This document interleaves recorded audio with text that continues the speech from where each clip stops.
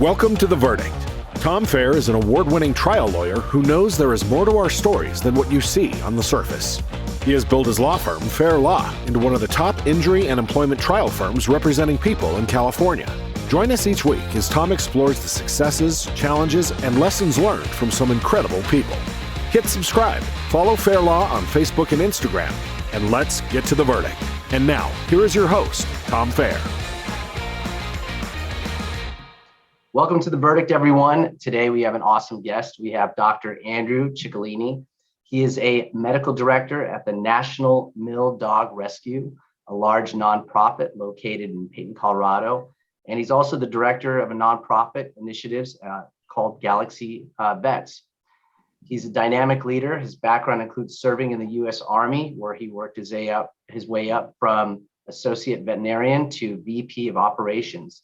In addition to his doctorate in veterinarian medicine, he has a master's degree in organizational leadership. Dr. Ciccolini, welcome to the podcast. Thanks for having me, Tom. I'm really excited. This is my first podcast outside of the veterinary community, so I'm really looking forward to it. Yeah, this is the first time I've actually interviewed or spoken to somebody from the veterinarian community, and I know you've been doing some amazing things. So excited to have you on. Awesome. Thank you. So I guess the best place to start is, how does somebody who has a career in the Army and then get into veterinarian work and now work with nonprofits, how did that journey begin? Yeah, so I guess I need to kind of start a little bit from the beginning and kind of give you my whole story. The beginning of my story is pretty unassuming. Just grew up in Ohio, in a small suburb, kind of halfway between Cleveland and Akron. And both my parents, worked a lot to provide for our family. They kind of stretched themselves to provide that American dream of having a home in a nice neighborhood. And so my dad worked all the time. He was working 3 jobs. My mom was also working. I had 2 siblings. And so when I was younger, we were kind of struggling to make it. But I didn't really notice because I was young, right? And didn't care. I was just out playing and having fun. And then back when we used to play outside. Right. Yeah. Nobody does that anymore because someone will kidnap you or something. But we just latchkey, run outside, play, and come home when it gets dark type of thing. Interestingly, my dad passed the bar exam when I was in grade school. So my dad became a lawyer and he started his own private practice. And it wasn't until I kind of reached high school that started, showing success. And we started doing better as a family, financially at least. But I was that kid that, every 5-year-old, if you did a survey, probably wants to be a veterinarian. But I was that kid that just held on to that dream and refused to let it grow. And that was my sole goal in life, was to become a veterinarian.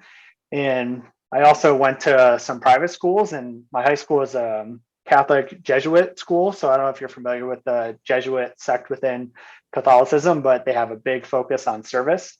And so that idea of community service was really ingrained to me at a young age. And I really kind of latched onto that. And while I kind of strayed from my faith within the Catholic Church, I don't necessarily consider myself Catholic anymore, those ideals of service to others have really stayed with me, which eventually leads me to where I'm at now, doing nonprofit work. But went to vet school at Ohio State University and finished that and decided to go into the Army. I'm of that 9/11 generation where, just really felt compelled to give back to the country and do my part to serve. And I did that for 9 years, and it was a mostly awesome experience. I got to do some incredible things in the Army. I learned so much about leadership. And I really just enjoyed the leadership aspect of working with people and how to motivate them and help them be better versions of themselves. So that really stuck with me and is an important contributing factor to my career now. And just decided that, I'd had enough of active duty service, didn't really want to move around anymore, wanted to stay in Colorado. So I left active duty and still in the National Guard. So I'm finishing out my time there. And kind of just got back into the veterinary community and initially worked at, private practice. And we were about to have our first child right when I was leaving active duty, which, you can relate to. I don't know if it's your first child, but I know you're about to have a child here any minute. Yeah. So I can relate. I've got one, I've got a 3-year-old, and then my wife is she's due literally, it could be any minute or day now. So yeah. I definitely can relate. Yeah. So if this podcast cuts off suddenly, we know what happened. You just had to go. So it was, supposed to be a really exciting time for us. And actually, my wife got pregnant while I was finishing my last assignment, which was in Korea with the Army, and she had stayed behind in Colorado. Mhm. And I remember after the first ultrasound, she had, called me, and the ultrasonographer had said, oh, your husband must have long arms because your son has really long arms. And we both thought that was just the funniest thing ever, because it's kind of a joke with me. My arms are just disproportionate to my body. Like when I got fitted for my suit for my wedding, they were just laughing and like remeasuring and like, we're gonna have to special make this for you. So that was just like such a moment of pure joy for us. But unfortunately, it was kind of the last moment of pure joy that we had with our son. So the second ultrasound was, many people have experienced this, where that ultrasonographer is just silent and not really saying anything, and you see the worried look, but they don't tell you a word. And all they really said was, hey, we need to refer you off post, so out of the Army, to a specialist. And a few weeks later, we had a appointment, and they identified some potential heart problems, and they referred us to a cardiologist and said that we were going to have intrauterine cardiac surgery.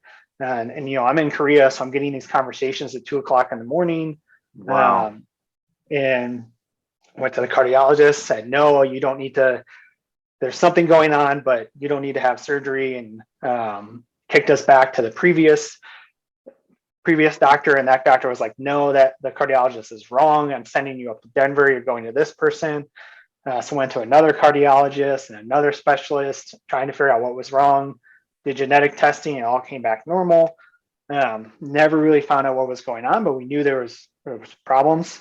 And I actually left the Army and came back, moved back to Colorado, and the due date was still about a little less than 2 months away. 2 weeks after I got back, they admitted my wife on bed rest only. So she was in the hospital, and 2 weeks later they did a C-section. So our son was born kind of 3 weeks early. And initially, he was small, and we definitely knew there was something going on, but nothing major at the moment for what we could tell. And then within a few days, they were like, nope, you have to go to the NICU. And he was hospitalized for like 4 months in the NICU. It was a very stressful time. I was leaving the Army and starting a new job. And just the financial ramifications of doing that, trying to kind of rebuild your career. And then of course, just, having a son in the NICU is, a stressful time, and you're just concerned about your son. Right. And it was pretty rough. I mean, he almost died multiple times while in the NICU. After about 4 months, we brought him home, and he required pretty intensive care at home. Finally, some genetic testing came back that he has this very rare genetic condition that they knew almost nothing about. It's only a few case reports, but basically they were like, there's nothing we can do to fix it. We just kind of manage the complications that he has, which he had a lot of.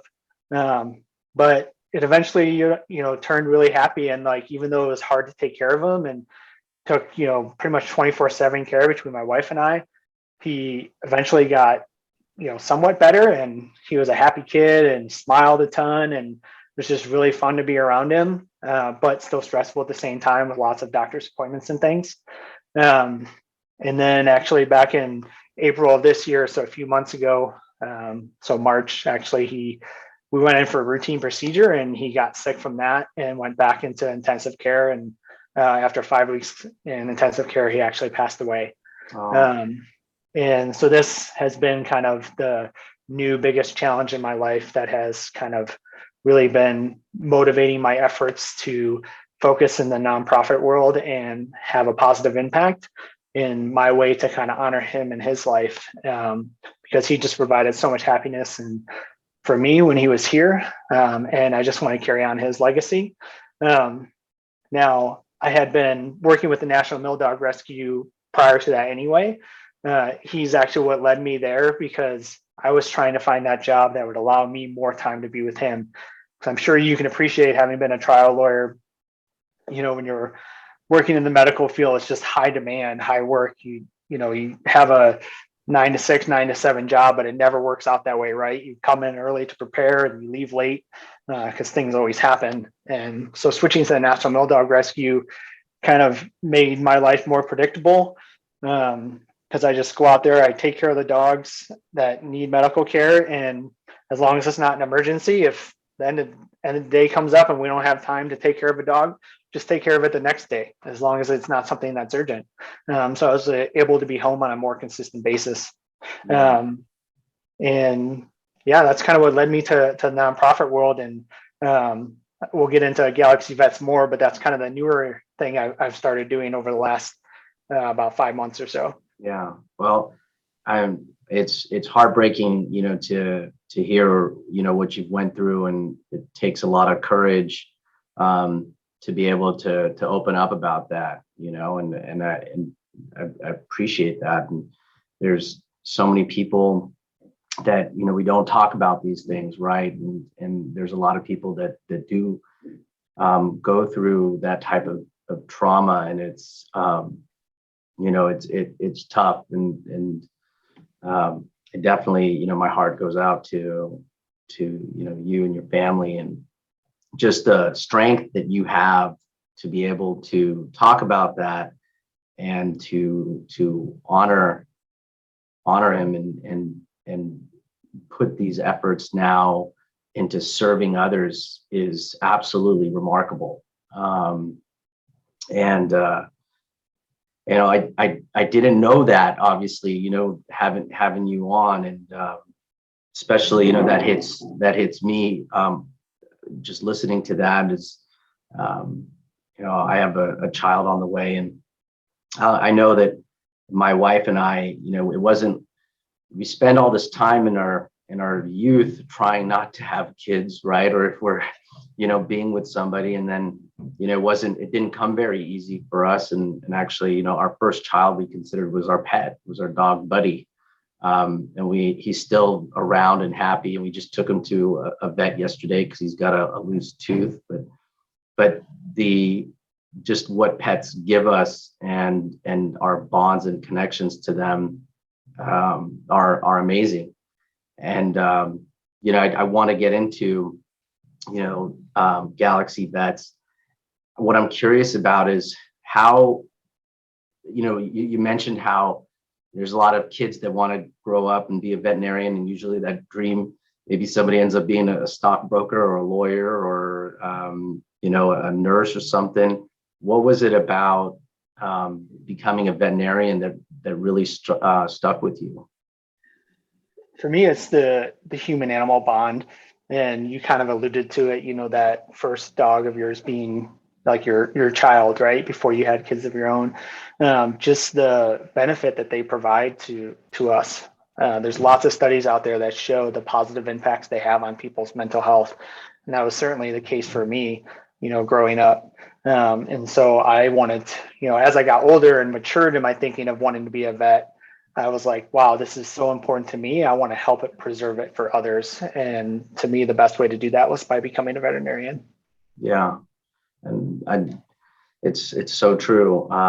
They, and that bond that you have with them, I mean, for some people, their pet is more important than anything else in the world. And we do have these relationships with our pets that are oftentimes better than the relationships we have with other human beings. Yeah, because it's so simple and pure, right? Like, relationships with people are messy and complicated and have their ups and downs, but dogs, cats, whatever pet you have, it could be turtles, everybody's different. It's it's hard for there to be a negative. They're just so positive and loving, and they just give to us in a way that people can't. Yeah. And while you were in the Army, did you do any veterinarian work, or was that something that you had to really put aside for a while? I went in as a veterinarian. So there's a veterinary corps within the Army, and it's a very small corps. It's about 500 veterinarians, and then maybe about 1,000 or so, enlisted soldiers that support the veterinarians. So I was taking care of dogs and people's pets and doing lots of other things while I was in the Army. But it was all focused on being a veterinarian. And I see that's something I didn't even conceive of, is that you're taking care of other, Army personnel's pets. They're dogs and cats, or perhaps turtles, or what pet they had. And that's just an interesting thing, how much, when you just think of an Army, you don't think of, if I haven't served, and I appreciate your service. So thank you for that.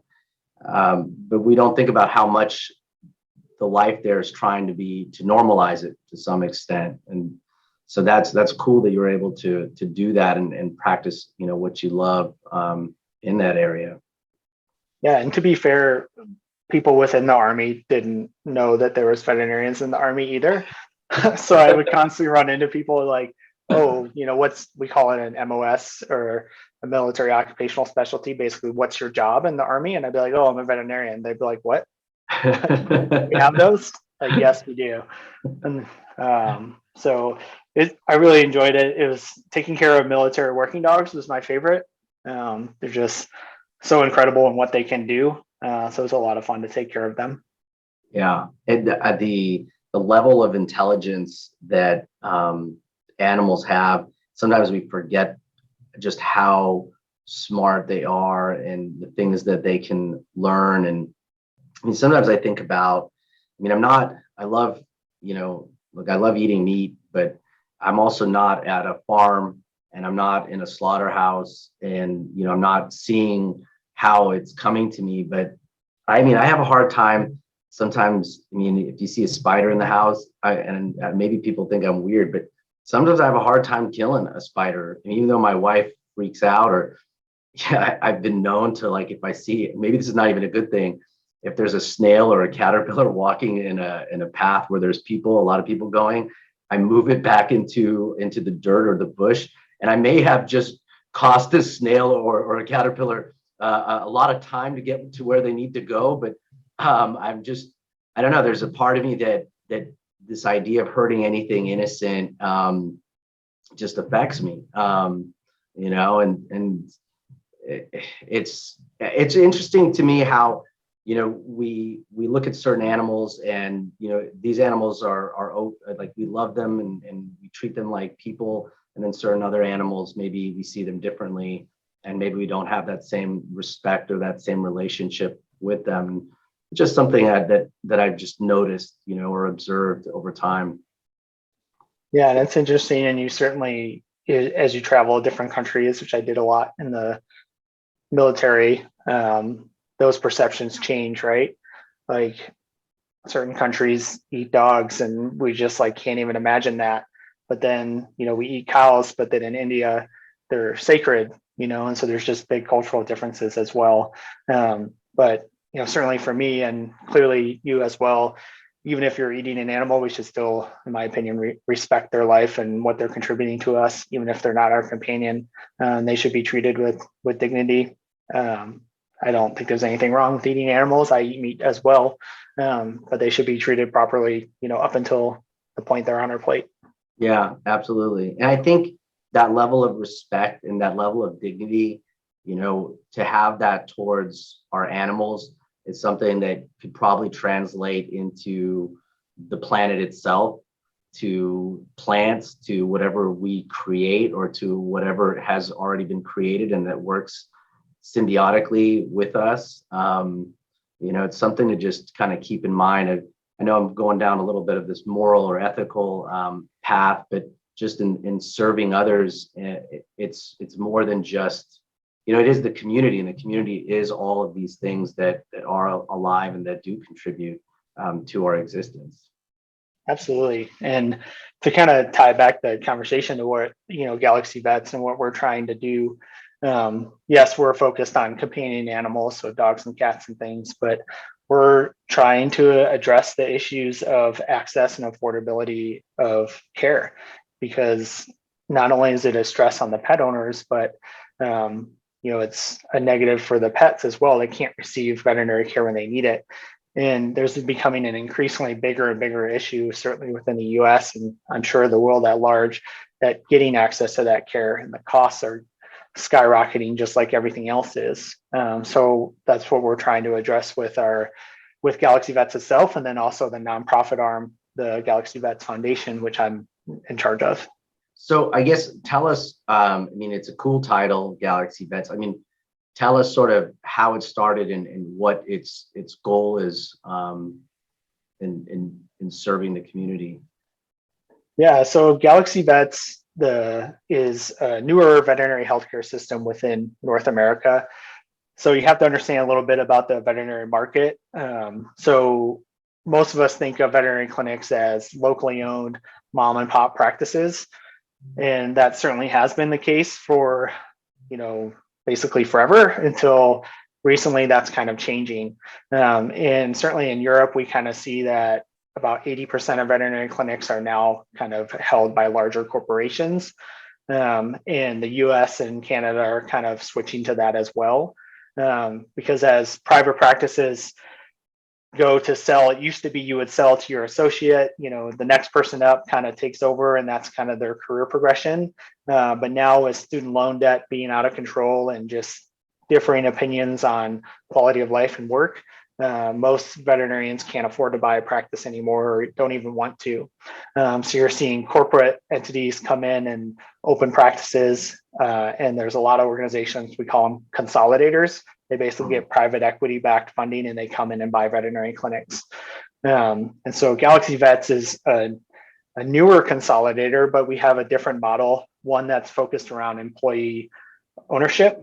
So typically, if your vet clinic down the street sold to one of these consolidators, the owners might walk off with a big payday and sail off into their retirement, but everybody else in that clinic just kind of has the same job, same pay, but they're working for somebody else now, and that can go well or it could go not well. And so what Galaxy Vets is doing differently is when they buy a practice, we're selecting specific practices with owners that want to stay on board with us for a number of years. And so they invest back into the company, and we give ownership to every single employee that works at that vet clinic, to include the receptionist at the front desk, who's often, the lowest paid employee at a clinic, because we want to provide, long-term financial stability for everyone within that practice.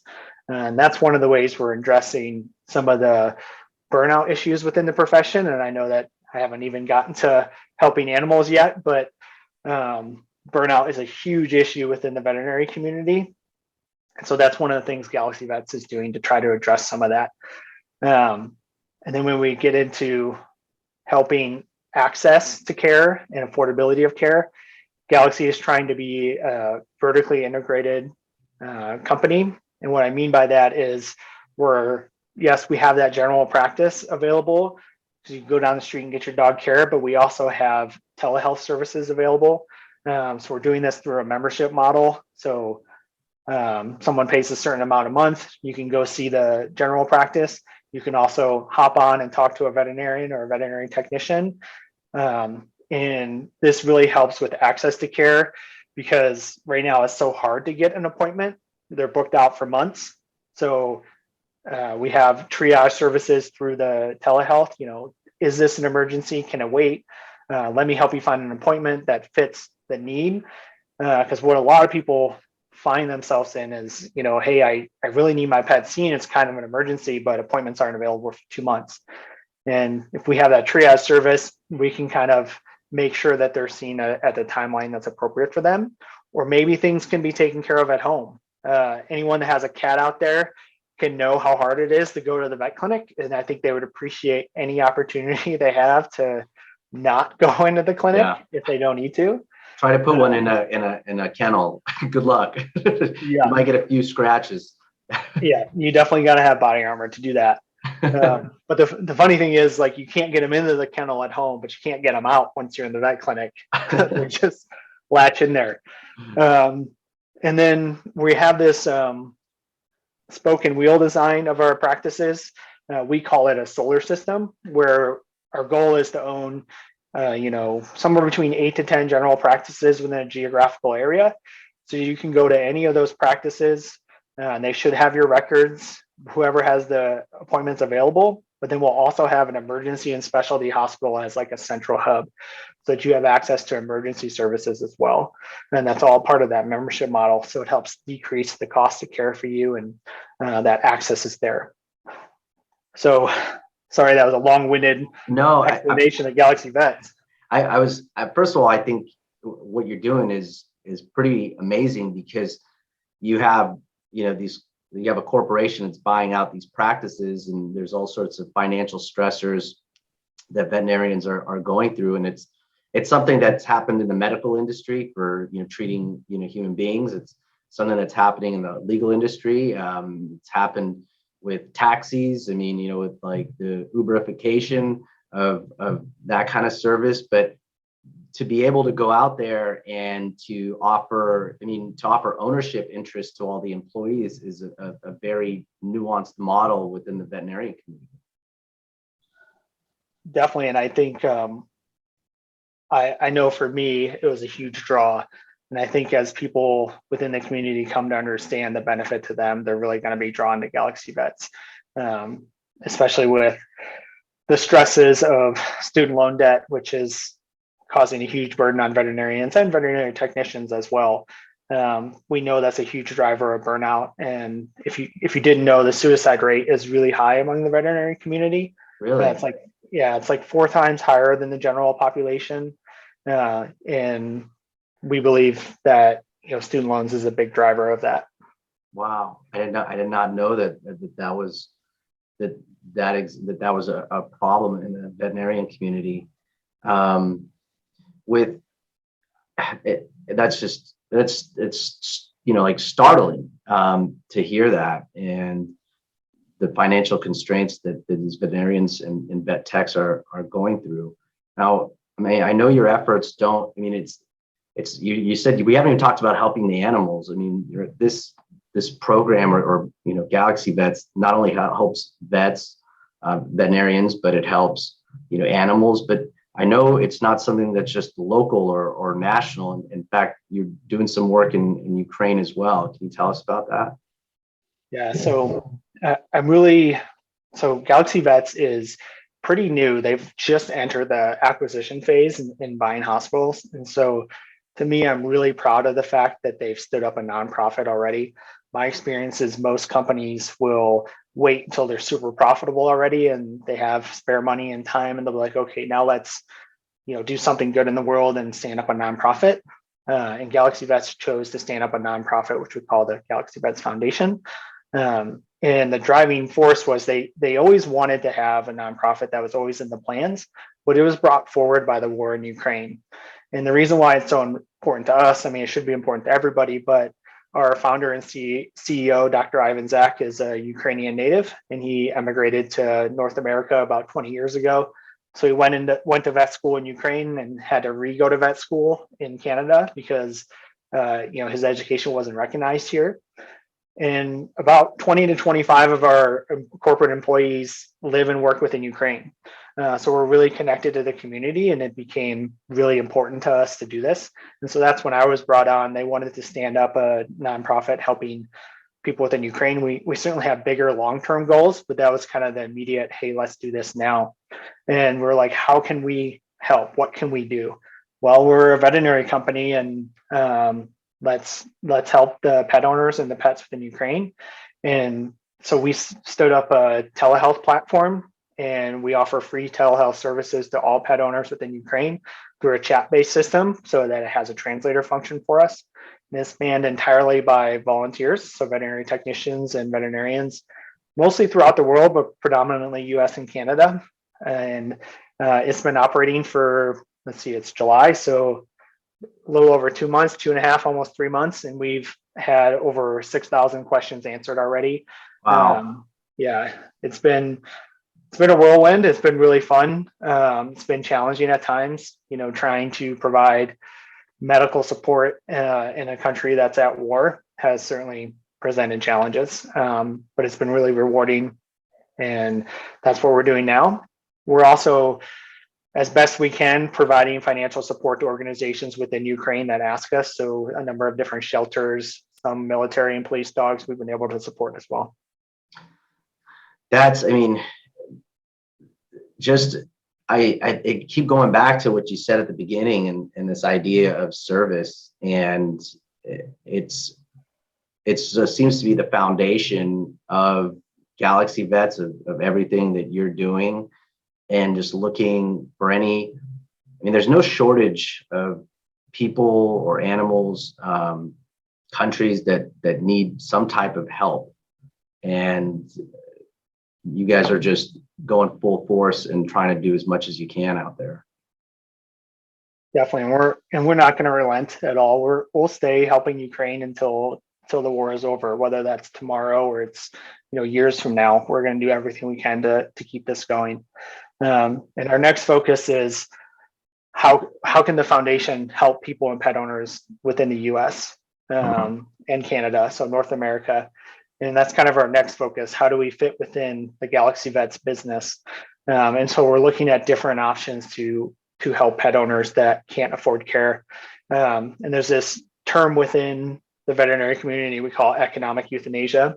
I don't know if you've ever heard that term before.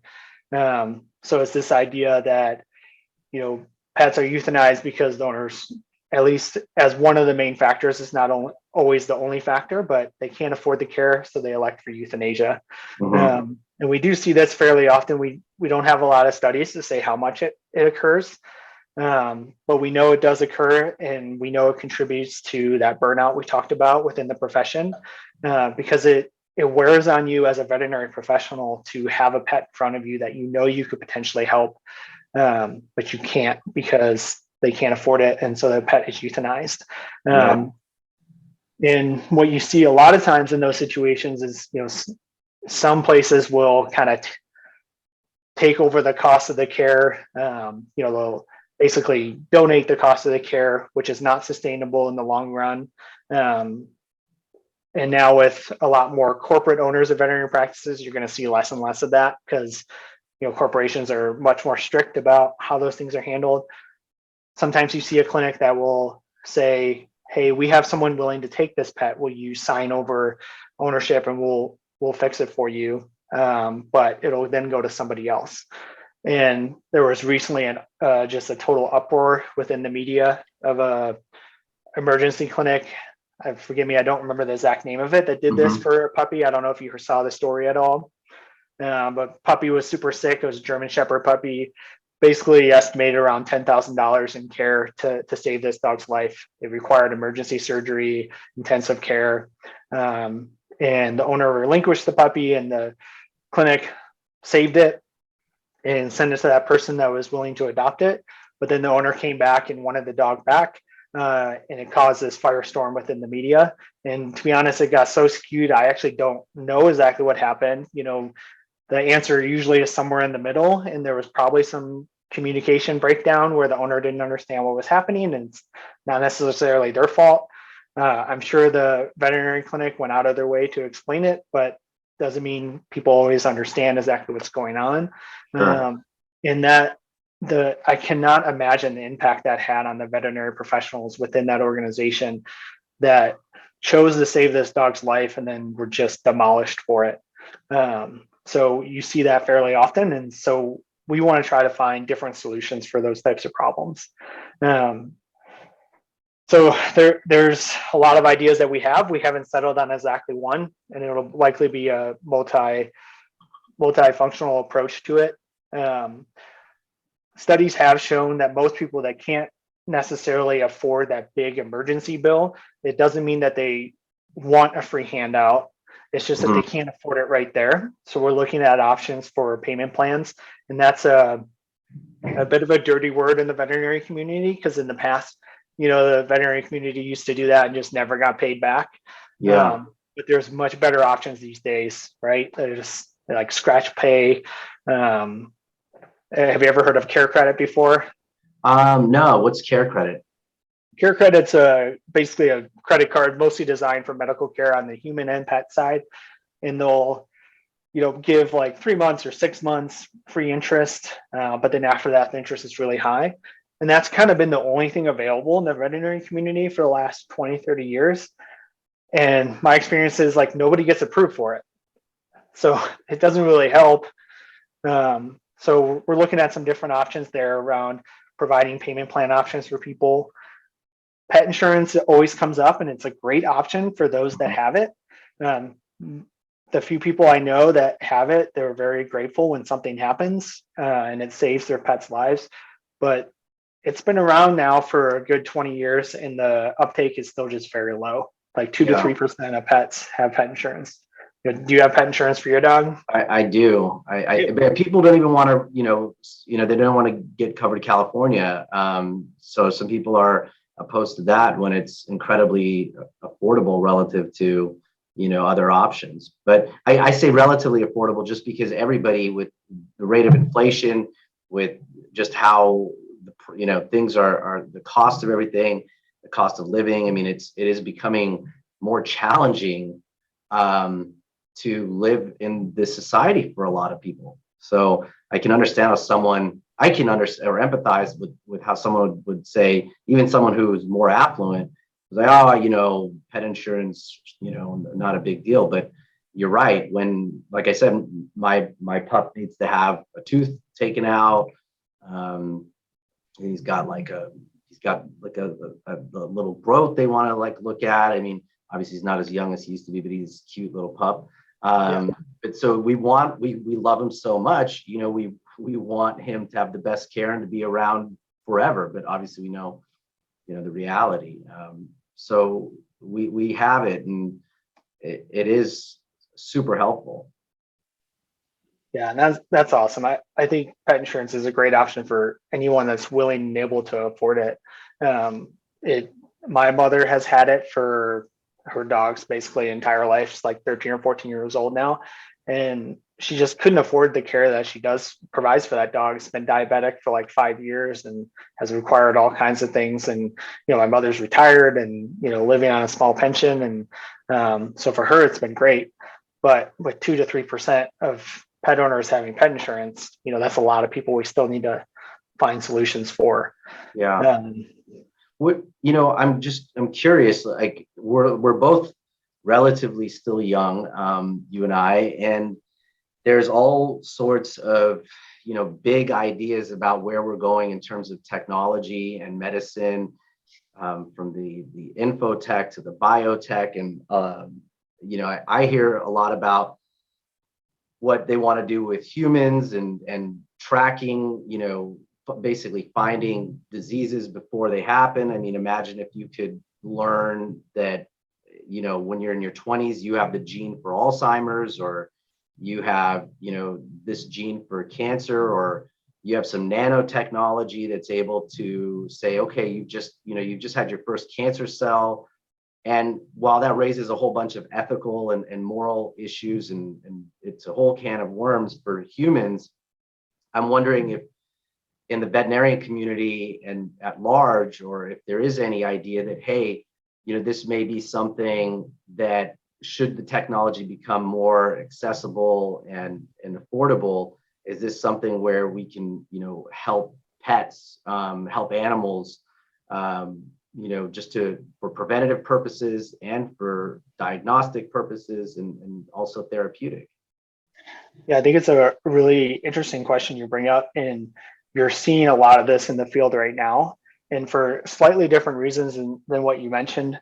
There's a lot of crossover between human and animal medicine, and they're using a lot of animal models to study diseases and therapeutics for people, but in animals. And then through that, we kind of learn what we can use in pets as well. And so it helps benefit their health, because the funding isn't there as much to study these fancier therapeutics within pets. But if the end goal is for human medicine, then that money becomes available, but the animals benefit as well. And you see this mostly around cancers, because cancer rates are so high among animals. They have a shorter lifespan.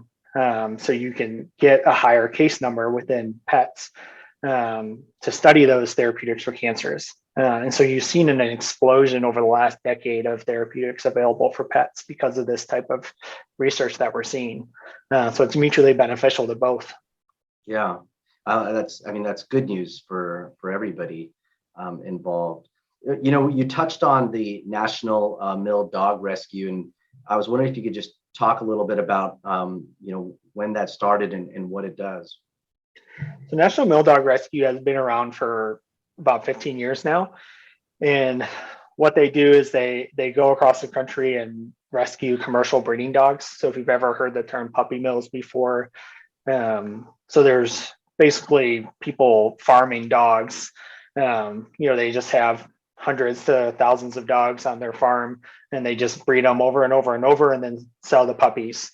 And they tend to live in pretty deplorable and awful conditions. And what most of these places will do is, if they don't serve a purpose anymore for them, they can't breed them anymore, or they couldn't sell them, is they just get rid of them, which is code for they kill them in awful ways. Yeah. And so our founder, Teresa Strader, 15 years ago, just decided that she was going to do her work to rescue these dogs. And she's taken a little bit different approach. And sometimes people misunderstand and think that we're going out and closing down these puppy mills. And of course, we would love for them to close or at least improve their practices at a minimum. That is not our effort. We're trying to provide an outlet and go into these places and say, hey, you don't have to kill these dogs. Give them to us. We will find them a home. They still have a chance at a life if you give them to us instead of kill them.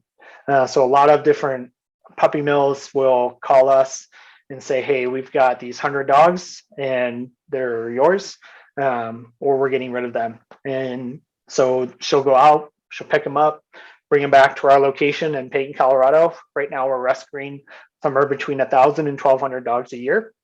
And we get them in all different ages, from puppies to, I think we have a 14-year-old dog we're going to be rescuing here in a week or two.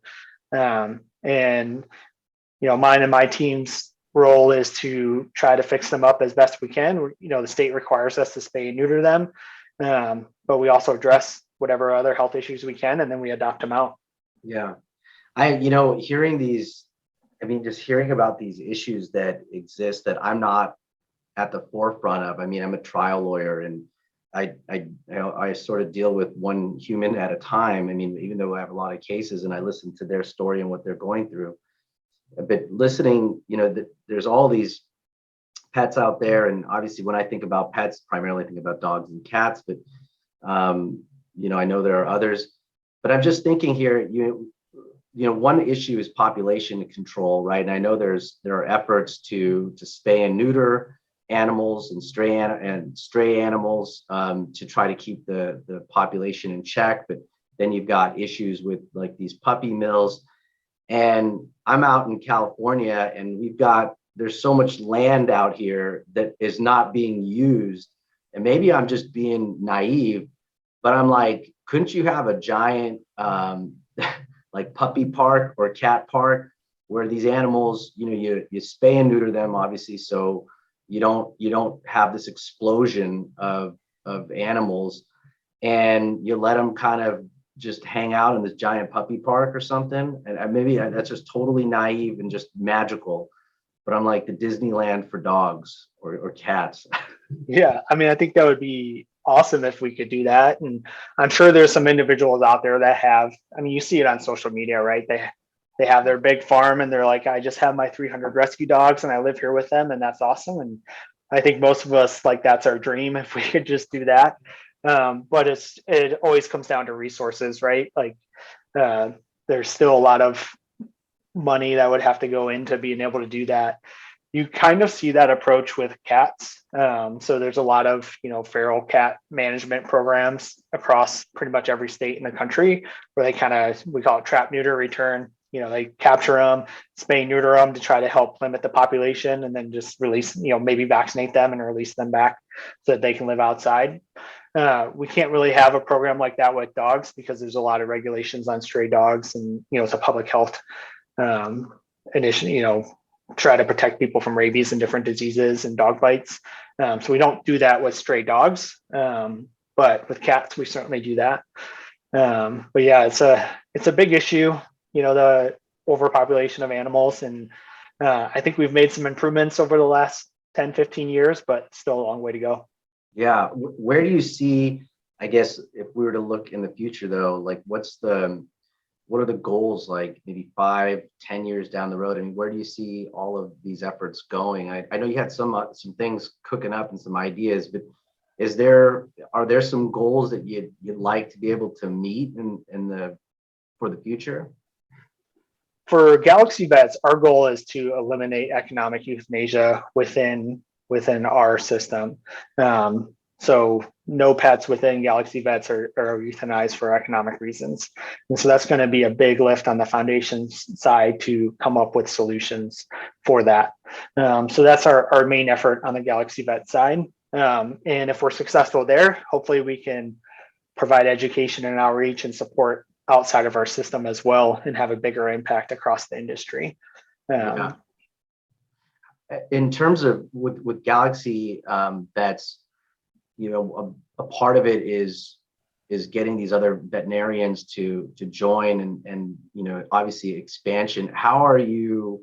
I don't want to, sometimes the term marketing it's a pejorative, but it's necessary. I mean, how are you getting the message out or marketing this to vets that are out there so that they know that this option exists and that it may be the perfect fit for them? Yeah, I think we've had a pretty standard marketing approach through social media, newsprint, just printing articles on, our different theories and ideas behind employee ownership.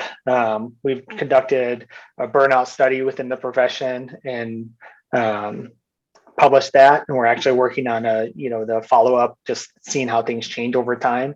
So just trying to be a thought leader within the profession helps spread awareness of Galaxy Vets.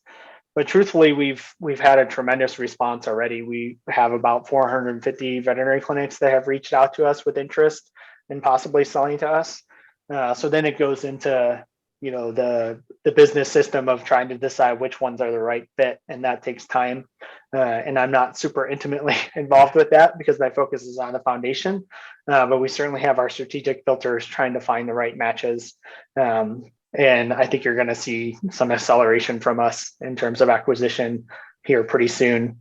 So yeah, just kind of a standard marketing outreach. Yeah. What are some of I mean, I know you have a master's in organizational leadership, but what are some of the challenges that you faced just trying to do the work at Galaxy Vets that you've had to overcome? I think, for me, the veterinary industry was not a part of this work from home, change. You can't do, telehealth has changed that a little bit, but the industry has not adopted telehealth very well. So I've always been working in a clinic, and now I'm, working from home, at least on the Galaxy Vet side. So that's been a challenge for me, and learning how to work within that. I've actually learned to love it. We have employees spread throughout the world, but most of the people I'm working with on the foundation side are actually within Ukraine. So working with those time zones have been tough. Finding technological solutions that fit our goals has been a challenge. So, we talked earlier about the telehealth platform within Ukraine.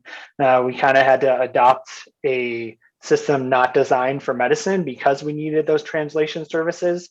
And that has presented a lot of challenges for us because it just doesn't work exactly the way we want it to. And so we've had to ask our volunteers to kind of adapt to that. And then funding is always a big challenge when you work in the nonprofit world. Thankfully right now our costs are pretty low, but these longer term goals around economic euthanasia and access to care are going to require a fair amount of funding. And so we're going to have to try to find solutions for that. So I think those have been the biggest challenges for me. Yeah.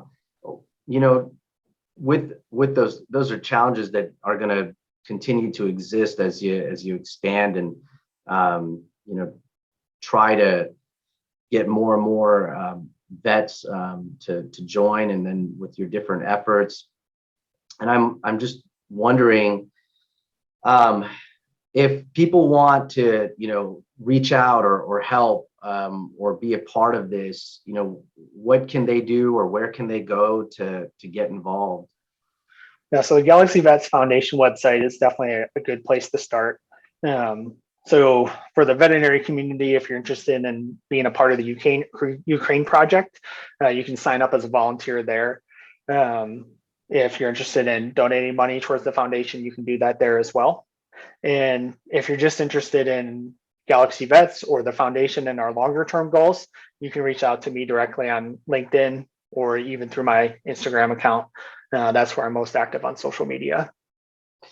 Well, that's good news for everybody that they have access to that. And I really appreciate you just sharing your story with us and telling us what you're doing and how you're serving the community. And Galaxy Vets sounds amazing. And it's good to hear that there's something like Galaxy Vets out there to be able to help so many animals, veterinarians, and communities. And just to have someone like you, serving the community.